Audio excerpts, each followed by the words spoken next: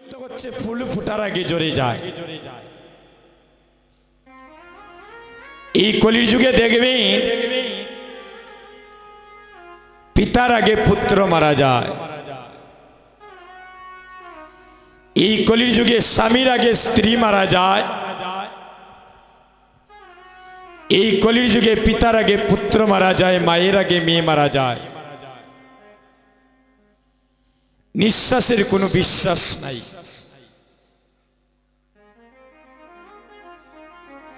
যখনই ভগবানের ডাক আসবে,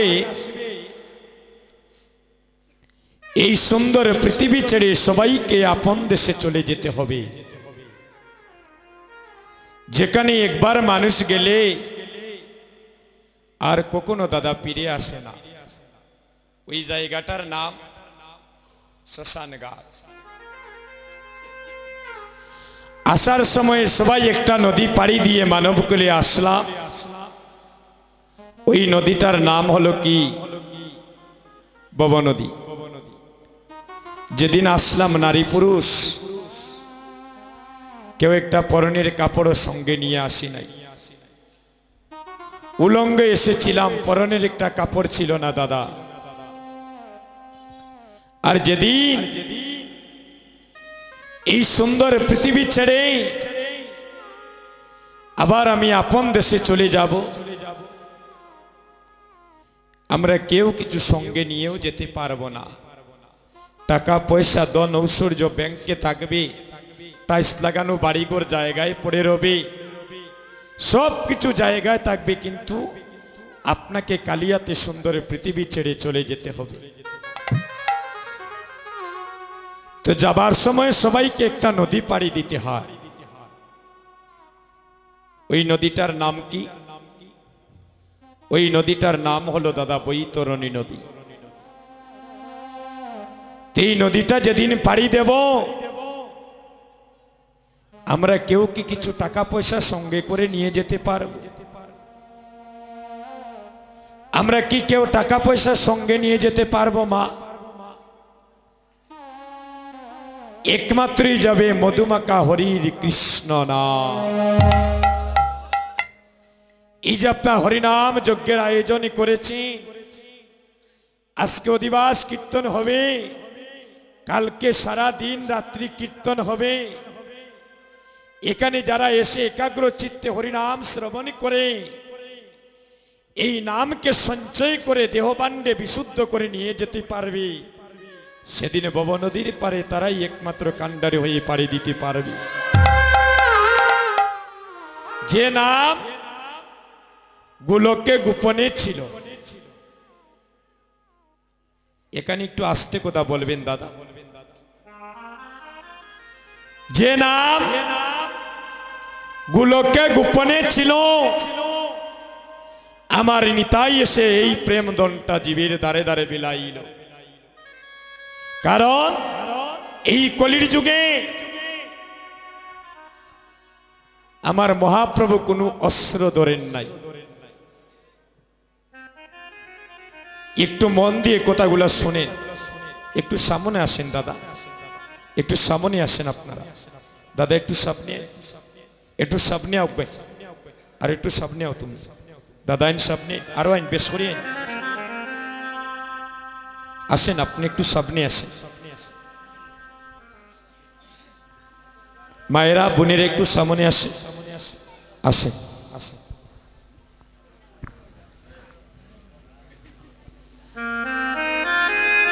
এই কলির যুগে মহাপ্রভু কোনো অস্ত্র ধরেন নাই।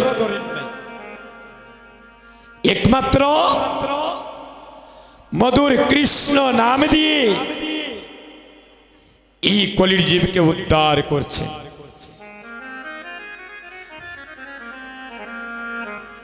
হরের নাম, হরের নাম,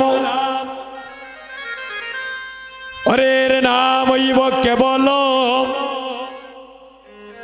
কলো নাস্তৈব নাস্তৈব নাস্তৈব গতের অন্যথা।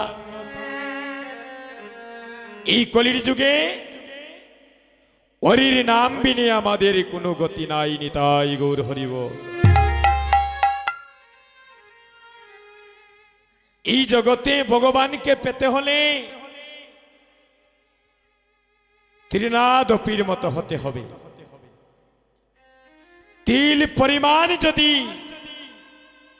হৃদয় মন্দিরে অহংকার থাকে, আত্ম অভিমান থাকে, তাহলে কোটি জন্ম সাধনা করে ভগবানকে পাওয়া যায় না দাদা। ভগবানকে পেতে হলে তার চরণে আত্মসমর্পিত হতে হবে, অভিমান শূন্য হতে হবে। ভগবানকে পেয়েছিল বলি মহারাজ। এটা হচ্ছে ভাগবতীর কথা। ভগবান ভক্তকে যুগে যুগে পরীক্ষা করছেন।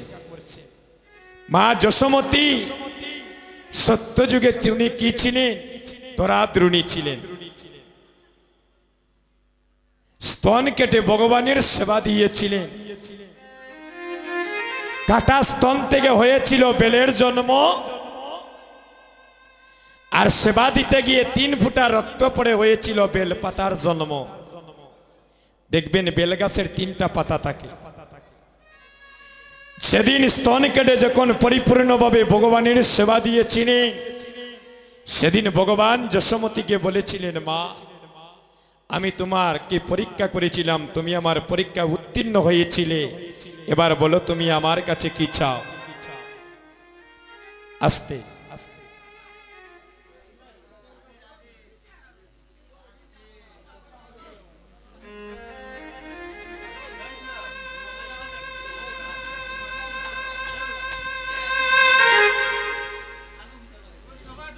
সেদিন বলেছিলেন, বলো তোমার মনে কি বাসনা।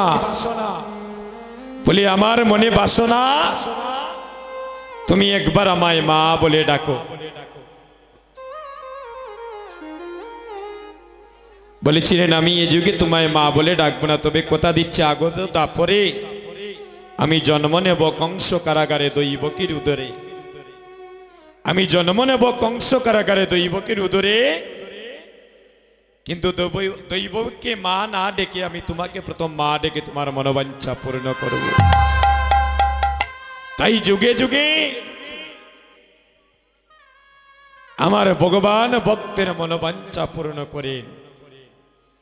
এখানেও তো ভগবান কারো মধ্যে পরীক্ষা করিতে পারেন দাদা। কারো মধ্যে বিকশিত, কারো মধ্যে কালী। ভগবান কোথায় কিভাবে কাকে কখন পরীক্ষা করবি একমাত্র তার অন্তরঙ্গ ভক্ত ছাড়া জগতে কেউ বুঝতে পারবে না। বলি মহারাজ এমন এক ব্যক্তি ছিলেন, ইনি এতটাই ধন ঐশ্বর্যের মালিক ছিলেন, ওনার কাছে যে যা চাইতো উনি তাকে তা দান করতেন। ওনার রাজ্যের মধ্যে যে যা কিছু চাইতো ওনার কাছে উনি তাকে দান করতেন। একদিন ভগবান গেলেন বলে মহারাজকে পরীক্ষা করিতে, একটু মন দিয়ে শুনেন কথাগুলো। যখন বলি মহারাজকে ভগবান পরীক্ষা করতে গেলেন, আপনাদের মতো আমাদের মতো সাধারণ একজন মানুষের রূপ ধারণ করলেন। গিয়ে দেখেন একজন পর আরেকজন শৃঙ্খলা ভাবে বলি মহারাজের কাছে এটা সেটা চাচ্ছে। আরে বলি মহারাজ তার রাজ্য থেকে তাকে যেটা চাচ্ছে সেটা দিয়ে বিদায় করে দিচ্ছে। এভাবে একজন একজন করে যখন সিরিয়াল আসলো ভগবানে, বলি বলছেন বলুন আপনি আমার কাছে কি চান। বলি আপনার কাছে চাওয়ার আগে আমার দুটি কথা আছে। আপনি তো দেখলাম যে যাই চায় তাকে তা দিচ্ছেন, আমাকেও কি তা দিবেন? বলে আপনি আমার কাছে রাজ্যের ভিতরে যদি এমন কোনো বস্তু থাকে আর আপনি আমার কাছে চান, আমি কথা দিচ্ছি আপনাকে দিব। আমি কথা দিলাম আপনি যা চাইবেন আমার কাছে আমি আপনাকে তা দান করব। বলে তুমি প্রতিশ্রুতিতে আবদ্ধ হও যে আমি তোমার কাছে যা চাইব তুমি আমাকে তা দান করিবে। বলি মহারাজ পরীক্ষায় পড়ে গেলেন, ভগবানের প্রতিশ্রুতিতে আবদ্ধ হলেন যে আপনি আমার কাছে যা চাইবেন আমি তা আপনাকে তা দান করব। প্রতিশ্রুতিতে যখন আবদ্ধ হলেন সাথে সাথে বললেন আমি আপনার কাছে ত্রিপদ ভূমি চাই। বলি মহারাজ ওই কথাটা শুনে হেসে উঠলেন যে আমার রাজ্যে এত কিছু থাকতে আপনি মাত্র ত্রিপদ ভূমি চাইলেন, আপনার যেখান থেকে ভালো লাগে আপনি সেখান থেকে নিয়ে নেন। সাথে সাথে ভগবান ভক্তকে পরীক্ষা করতে শুরু করলেন। এক পা রাখলেন স্বর্গদামে, সমস্ত স্বর্গরাজ্য দখল করে নিলেন। আরেক পা রাখলেন মর্তদামে, সমস্ত মর্তধাম দখল করে নিলেন। আর নারায়ণের নাভি কমল থেকে আরেকটা পা বাইর হয়ে এভাবে নাড়াচাড়া করছে। বলি কে বলছেন? বলি আমি তোমার কাছে ত্রিপদ ভূমি চাইলাম, আমি তো এক পা স্বর্গে রাখলাম, সমস্ত স্বর্গরাজ্য দখল করলাম, এক পা মর্তধামে রাখলাম, মর্তধাম দখল করলাম, আমাকে আরেকটা পা রাখার স্থান দাও। তুমি তো প্রতিশ্রুতিতে আবদ্ধ হয়েছ যে আমাকে তুমি ত্রিপদ ভূমি দান করিবে।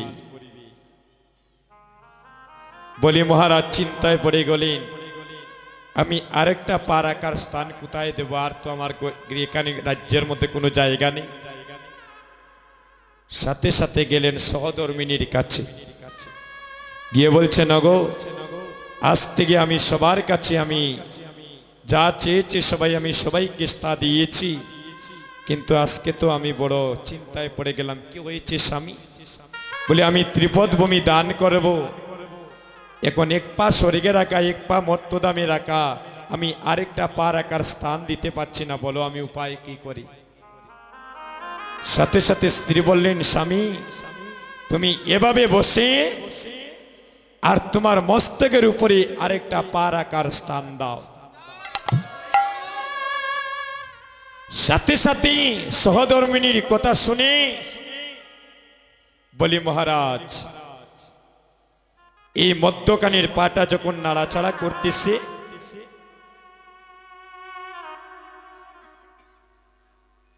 এই মস্তকের উপরে আরেকটি পা রাখলে, আর বলি মহারাজ এভাবে করে জুড়ে মস্তকটা পেতে দিলেন। সাথে সাথে বলি মহারাজের ভক্তি দেখে আসল রূপটা যখন বলি মহারাজকে দেখালেন, বলি মহারাজ দুটি নয়নের জলে কাঁদছেন আর বলছেন হে প্রাণনাথ, যাকে দেখার জন্য এতই আগ্রহী ছিল, যাকে পাওয়ার জন্য কত যুগ ঋষি যুগ যুগ সাধনা করে, যাকে এক পলক দেখার জন্য কত ভক্ত শ্রীবাসঙ্গনে শিশুর মতো নয়নের জলে কাঁদে, আজ সেই গোলকের হরি তুমি একজন সাধারণ বালকের রূপ ধরে এসেছো আমাকে প্রভু পরীক্ষা করিতে। বলি আজ যে আমি তোমাকে পরীক্ষা করলাম, ওই পরীক্ষায় তুমি উত্তীর্ণ হয়েছ, আমি তোমার কাছে যাই চেয়েছি তুমি আমাকে তাই দিয়েছো, এবার বলো তুমি আমার কাছে কি চাও? ভক্ত যখন ভগবানের পরীক্ষায় দাদা উত্তীর্ণ হয়ে যায়, এই জগতে ভক্ত ভগবানের কাছে যা চায় তা পায়। বলো বলি বলো তুমি আমার কাছে এবার কি চাও? ভক্তাধীন ভগবান আর নিজে ছোট হয়ে বাড়ায় ভক্তের মা। যখনই ভগবান বলছেন বলি চাও আমার কাছে তুমি যা চাইবে আমি তোমাকে তাই দান করব। নয়নে জলে বলি মহারাজ কেঁদে কেঁদে বলছেন প্রভু তুমি সত্যি বলছো আমি তোমার কাছে যা চাইবো তুমি আমাকে তা দেবে? বলে হ্যাঁ, আমি তোমার কাছে যা চেয়েছি তুমি আমাকে দিয়েছো, এবার তুমি আমার কাছে যা চাইবে আমি তোমাকে তা দেব, বলো তুমি আমার কাছে কি চাও? তখন বলি বলছে প্রভু তুমি আমার এই দেহ গড়ের তুমি চকিদার হয়ে থাকতে হবে। ওই যে একটা গড় দেখা যায় ওই গড়ের তুমি পারাদার হয়ে থাকতে হবে। কোন গড়ের কথা? আমাদের সবার দেহের একটা গড় আছে, 8 কুটুরি 9টা দরজা।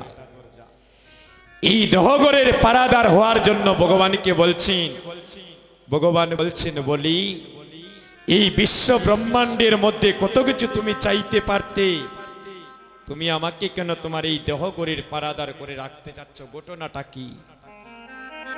তখনই বলি দুটি নয়নের জলে কাঁদছে আর বলছে প্রভু এই জগতে যেদিন আমি এসেছিলাম তুমি আমাকে এই সুন্দর পৃথিবীতে পাঠিয়েছে,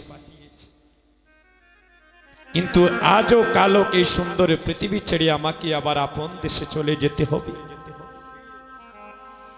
কিন্তু এই দেহগড়ে আমাদের সবার দেহগড়ের 8টা কুটা 9টা দরজা আছে রে ভাই। এই 9টা দরজার নাম কি?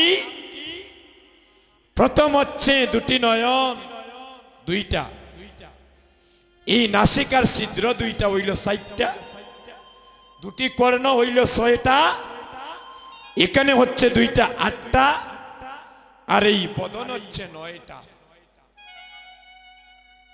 এই 9 কোটির দরজার তুমি আমাকে পারাদার করে কেন রাখছো?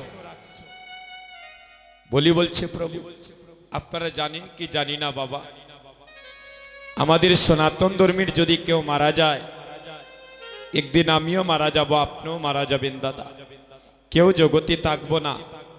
শাস্ত্রে বলছে যেদিন আমার দেহ থেকে প্রাণ পাখি বাইর হবে এই 8 কুটুরি 9টা দরজার মধ্যে যে কোনো একটা দরজা দিয়ে আমাদের প্রাণটা বাইরে হবে।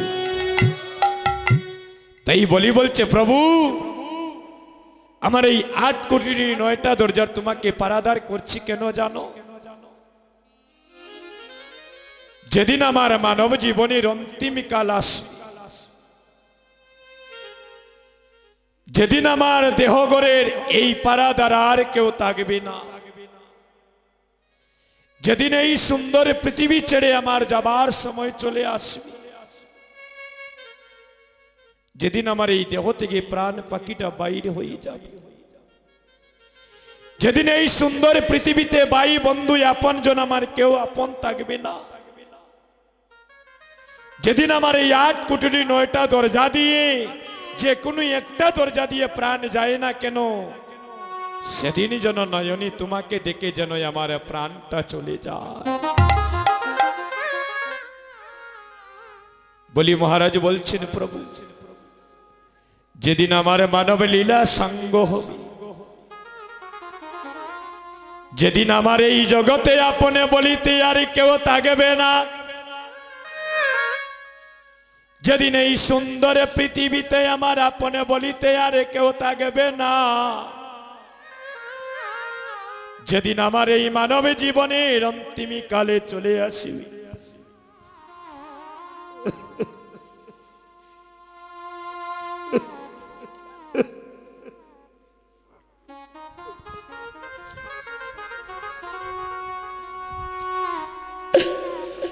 যেদিন আমার আপনে বলিতে ববে কেউ থাকবে না, গোবিন্দ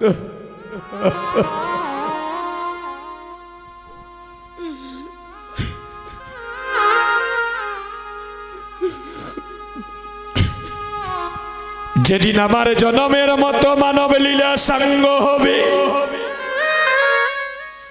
যেদিন শিয়রের পাশে বসিয়া পুত্র বাবা বলে নয়নে জলে কাঁদিবি,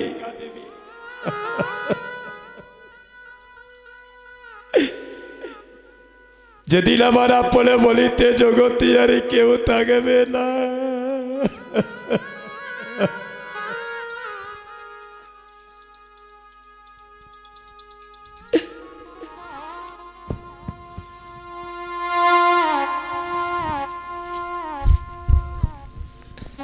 যেদিন আমার চিরজনমের মতো মানব লীলা সঙ্গ হবে, যেদিন আমার এই আটকুটুরি নয়টা দরজা দিয়ে যে কোনো একটা দরজা দিয়ে আমার প্রাণটা যায় না কেন, হে গোবিন্দ আমি সেদিনই যেন তোমায় দেখি। হে গোবিন্দ সেদিন যেন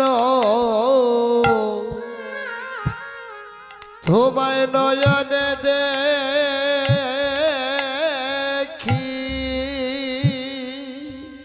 ওই আমি সেদিন যেন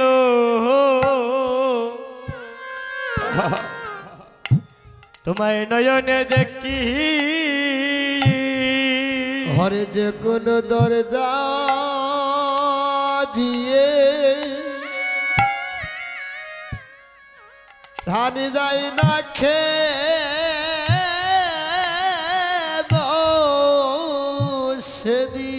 সেদিন যেন তোমায় নয়নে দেখি। ওরে যে কোনো দরজা দিয়ে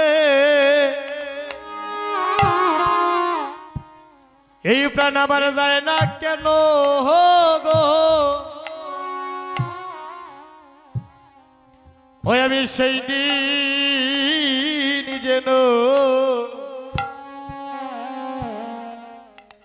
তোমায় নয়নে দেখি।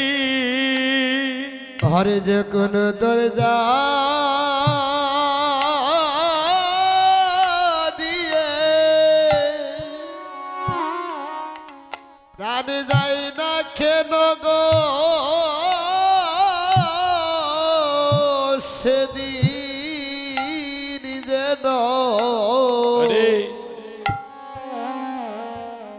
তোমায় নয়নে দেখি। ওই যে কোনো দরজা দিয়ে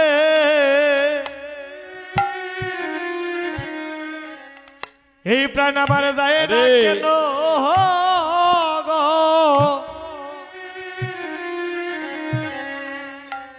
আমি সেই দিন যেন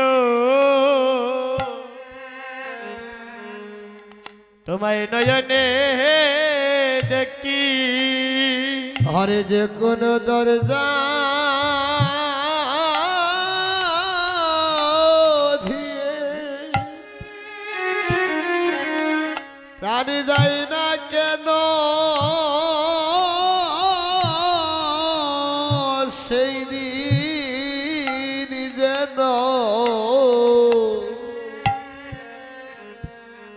তোমায় নয়নে দেখি।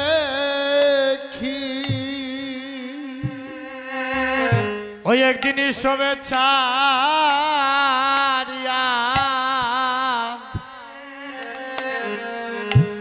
ও তোমার যাইতে হবে, ওই একদিন শুভেচ্ছা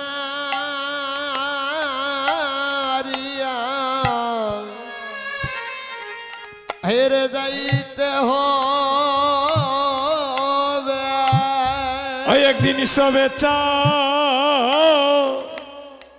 শুভেচ্ছারিয়া যাইতে হবে। হয় একদিন শুভেচ্ছা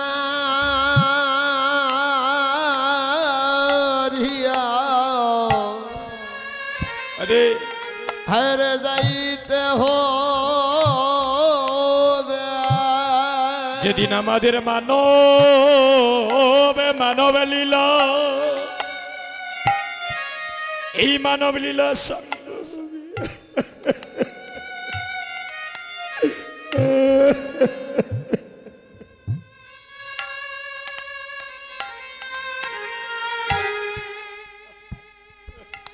হরে যাইতে হবে। ও যেদিন মানব লীলা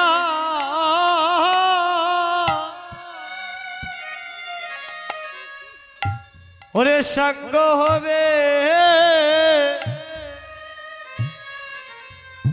ওই একদিন শুভেচ্ছা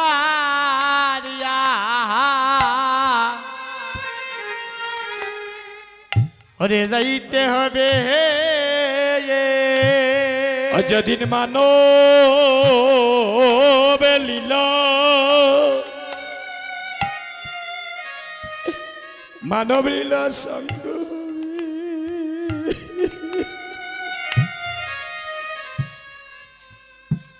শুভেচ্ছাড়িয়া যেতে হবে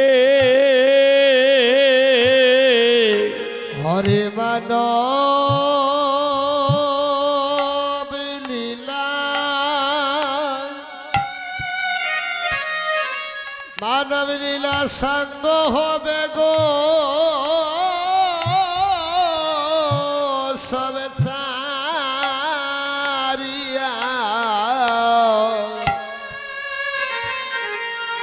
আরে যাইতে হবে সবাই মাকো ও মাকো ভক্তের চরণের দুলি অসবাই মাকো মাখো সবাই দুলি মাকে এমন দিন আর হবে না ভক্তের চরণ দুলি বাইরে এমন দিনা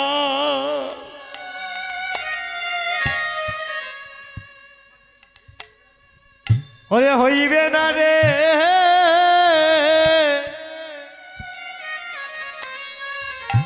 অঙ্গে মাকো মাকো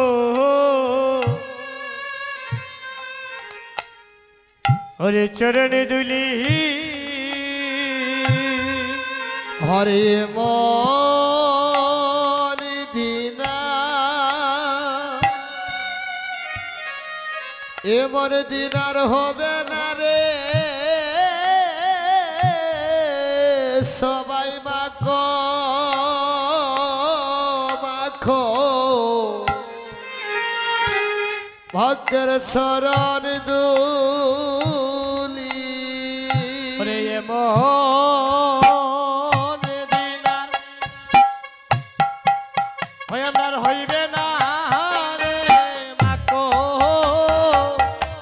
মাকো ভক্তের চরণে দুলি হরে মন দিদার হরে হবে না রে মাখো মাখো হরি বল হরি বল ওরে মাকো মাকো ভক্তের চরণে দুলি মাখো চরণে দুলি ওরে মাকো মাকো চরণে দুলি এই রে মাখো চরণে দুলি ওই আমার কেমন হরি বল হরে মাখো চরণে দুলি এমন দিন আর হইবে না হরে মাখো চরণে দুলি এমন দিন আর হইবে না রে সবাই মাখো চরণ দুলি ভক্তের চরণ দুলি যদি পড়ে কোনো মহাপাপীর গায়